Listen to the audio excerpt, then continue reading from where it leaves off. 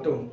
இந்த நாளிலும் கூட நான் தியானிக்கும்படியாக யோவான் எழுதின சுவிசேஷம் 1 அதிகாரம் 16 வசனம்.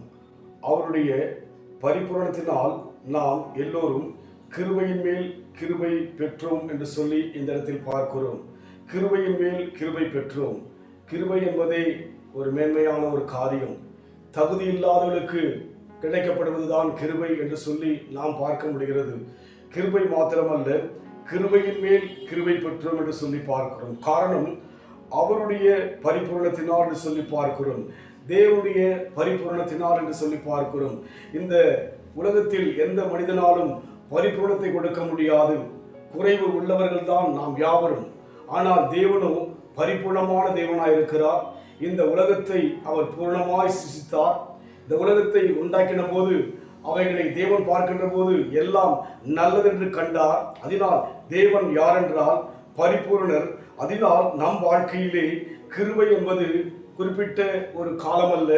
கிருபையின் மேல் கிருபை பெறும்படியான அந்த மேன்மையை தேவன் கொடுக்க விரும்புகிறார். அதனால் நம் தேவனை நாம் யோசிக்கும் போது, தேவனை சிந்திக்கும் போது அவர் பரிபூரணர் என்று சொல்லி நாம் சிந்திக்க வேண்டும், யோசிக்க வேண்டும்.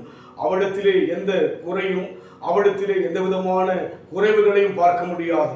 அதனால் நம் வாழ்க்கையிலே தேவனை தியானிக்கிற நாம், அவர் யார் என்றால் உலகத்தில் இருக்கிற எல்லாவற்றை விட அவர் பரிபூர்ணமான தேவன் என்று நாம் யோசிக்கின்ற போது கிருபையின் மேல் கிருபை பெற்று நம் வாழ்க்கையிலே வருகின்ற பிரச்சனைகளை மேற்கொள்ள முடியும். நம் வாழ்க்கையில் வருகிற போராட்டங்களை நம்மால் ஜெயிக்க முடியும். அதனால் நாம் தேவனை நினைக்கும் போதெல்லாம் அவரை குறைவாய் அல்ல, அவர் பரிபூர்ணன் என்று சொல்லி யோசித்து நினைக்க தேவன் நமக்கு தயவு பாராட்ட சித்தமா இருக்கிறபடினாலே நாம் அந்த அனுபவத்தில் போகும்படியாக நம்மை புகழ்ப்போம்.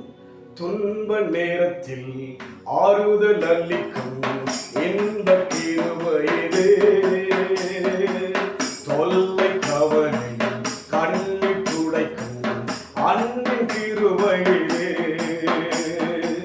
துன்ப நேரத்தில் ஆறுதல் அளிக்கும் இன்ப கிருபையிலே, தொல்லை கவலை கண்ணீர் துடைக்கும் அன்பின் கிருபையிலே. அல்லேலூயா, வல்ல நாமத்தை என்றென்றும் துதித்திடுவோம். அல்லேலூயா, வல்ல நாமத்தை என்றென்றும் துதித்திடுவோம். தாங்கி நடத்தும் தேவ கிருபை எத்தனை ஆச்சரியம், அதை சார்ந்து சார்ந்து அனுதினமும் மகிழ்ந்து வாழுகிறோம். கிருபையின் மேல் கிருபை பெற்றோம் என்று நாம் தியானித்த வண்ணமாக நம் தேவன் நமக்கு கிருபையை கொடுப்பது மாத்திரமல்ல, கிருபையின் மேல் கிருபையை பெற்றுக்கொள்ளும்படியாக தேவன் பரிபூரணாய் நம் வாழ்க்கையில் இருப்பதற்காக, அன்பின் ஆண்டவரே, நீர் பரிபூர்ணர் ஆண்டவரே, அதனால் எங்கள் வாழ்விலே ஒவ்வொரு நாளும் கிருபையின் மேல் கிருபையை பெற்று நாங்கள் பூமியில் வாழும்படியாக நன்மையும் கிருபையும் எங்கள் வாழ்க்கையில் தொடரப்போவதற்காக நன்றி செலுத்துகிறோம். பொறுப்படுத்திக் கொள்ளுங்க. இயேசுவின் நாமத்தில் பிதாவே, ஆமென். கர்த்தர் ஆசீர்வதிப்பாராக.